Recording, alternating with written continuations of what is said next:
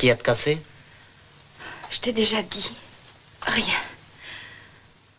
Brigitte Bardot lived as few others dared, blazing across the 1950s and 60s as an international symbol of beauty and rebellion. Headlines, fashion spreads, and cinema screens all chased her image. The world couldn't look away. Her romances were public, her style imitated, her influence on pop culture undeniable. Bardot became shorthand for freedom, sexual, artistic, and personal. Yet one part of her life stayed resolutely off camera. She had a single child, Nicolas-Jacques, born in 1960. Almost from the moment he arrived, mother and son drifted apart, first physically, then emotionally, until the distance became permanent. Bardot's own words about motherhood were so harsh that, as Nicolas grew older, he chose silence over reconciliation. Her legend is defined not only by the rules she shattered, but by the bond she never mended. Whatever happened to Brigitte Bardot's son? Brigitte Anne-Marie Bardot was born on September 28, 1934, in Paris's privileged 16th arrondissement. Raised by a conservative Catholic mother and an industrialist father, she trained diligently at the Conservatoire de Paris, dreaming of a career in ballet. Everything changed in 1950. At just 15, Bardot's face appeared on the cover of Elle magazine. That single photograph captivated assistant director Roger Vadim, who immediately arranged a screen test. 2 years later, she made her film debut in Le Trou Normand, a modest comedy, but more than enough to ignite public curiosity. And if you are into classic Hollywood icons, amazing stories, and newly discovered insights, then hit that subscribe button. We are on our way to 10,000 subscribers, and your support will mean a lot to our channel. Stardom detonated in 1956 with Vadim's And God Created Woman. Shot in sun-soaked Saint-Tropez, the film unveiled Bardot's uninhibited charisma and turned her into a lightning rod for post-war sexual liberation. Censors balked. Audiences could not get enough. Over the next decade, Bardot headlined a string of influential films: the courtroom drama La Vérité, 1960, Jean-Luc Godard's art house classic Contempt, 1963, and the adventurous comedy Viva Maria, 1965. Fashion magazines raced to keep up.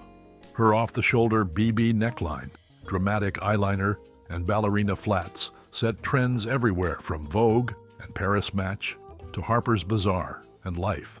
But the glare of adoration came at a price. A whirlwind marriage to Vadim, publicized affairs, and relentless paparazzi frayed her nerves.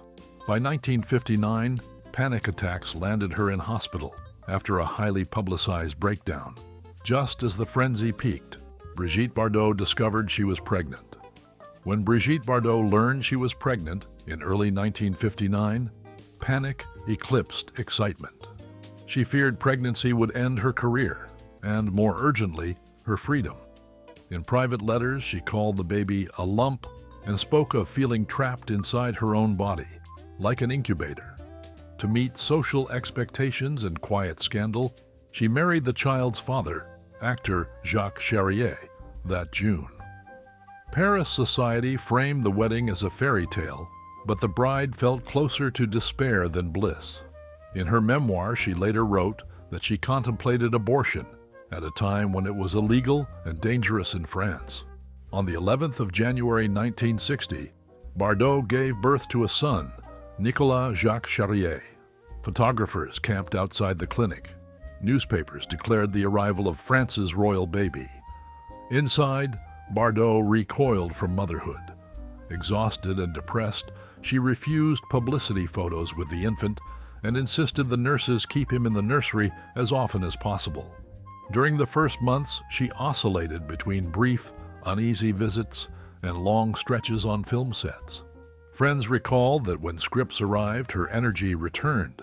When feeding time approached, she wilted.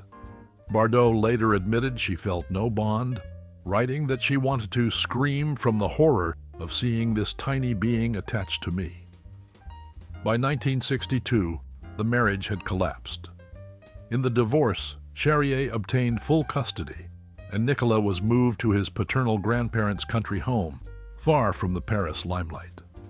Bardot resumed her career and rarely saw her son, telling reporters she was not cut out for domestic life.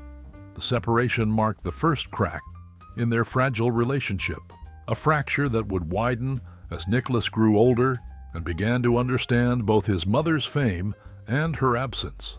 Nicolas spent his childhood with his father, Jacques Charrier, and the Charrier grandparents, protected from paparazzi, while his mother returned to film sets and, after retiring in 1973, devoted herself to animal rights activism. Bardot's public comments on motherhood grew ever more painful, culminating in her 1996 memoir, Initiales BB, where she recalled viewing her unborn son as a cancerous tumor and admitted punching her own stomach in an attempt to end the pregnancy. The book triggered a final rupture. In 1997, Nicolas, then 37, joined his father in suing Bardot for invasion of privacy and hurtful remarks. A French court sided with them, ordering her to pay damages of about £28,000 and to print a legal disclaimer in future editions. After the verdict, Nicolas chose anonymity over notoriety. He moved to Norway, built a quiet career in engineering, married, and became a father himself, granting no press interviews and keeping contact with Bardot minimal. The world still idolized Brigitte Bardot, the icon, but Nicolas Charrier wanted no part of her spotlight or the mother who had rejected him so publicly. After the 1997 lawsuit, Brigitte Bardot and Nicolas Charrier occupied different worlds. Bardot, then in her 60s, withdrew to La Madrague, her villa in Saint-Tropez, devoting every waking hour to animal rights causes. She founded the Brigitte Bardot Foundation, lobbied governments, staged headline-grabbing protests, and published increasingly controversial essays that drew fines for hate speech. The spotlight she once courted now burned in political scandal rather than cinematic glamour. Nicolas, meanwhile, settled comfortably into anonymity in Norway. He married Anne-Line Bjørken, pursued an engineering career, and raised two daughters, Anna Camilla and Thea Josephine, far from French tabloids. By all accounts, he built the ordinary private life his mother never wanted and never managed to keep.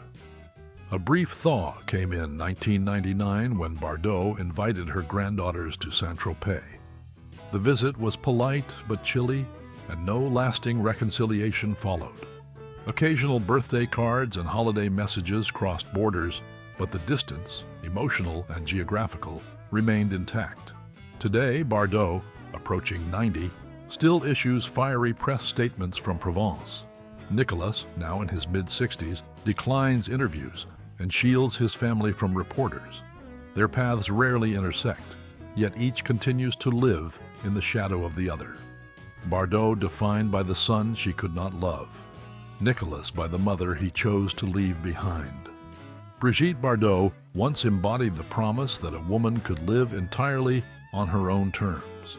She kept that promise, but the cost was a relationship she could never repair.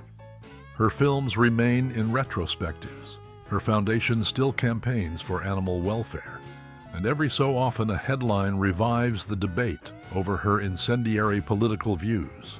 Yet the deeper question that lingers is not about cinema or activism. It is about the son who grew up in her absence. Nicolas Charrier continues to live quietly in Norway, an engineer, husband, and father who grants no interviews and declines all invitations to revisit the past. His daughters are adults now, free to decide how much, if anything, they wish to inherit from the Bardot legacy. For Nicolas, distance has proven the surest protection against the glare that once consumed his mother. Bardot remains in Provence, railing against cruelty to animals, while rarely speaking of the child she once called a stranger. Reporters occasionally ask if a reunion is possible. She answers with a shrug or a change of subject. The silence between mother and son has lasted longer than their time together ever did. And so the story closes on two lives moving in opposite directions, one still attracting flashes of notoriety, the other wrapped in deliberate obscurity. In the end, Nicolas-Jacques' greatest act of rebellion was to choose the ordinary over the extraordinary, trading the world's fascination for a privacy his mother never tasted. So now the spotlight turns to you. Has learning the full story shifted your view of Brigitte Bardot? Can extraordinary artistic freedom excuse painful personal choices? Or does this tale simply prove that even icons are as imperfect and as vulnerable as the rest of us? Let me know in the comments. And if you found this journey compelling, give the video a like, subscribe for more untold histories, and share which legend you'd like us to explore next. Thanks for watching.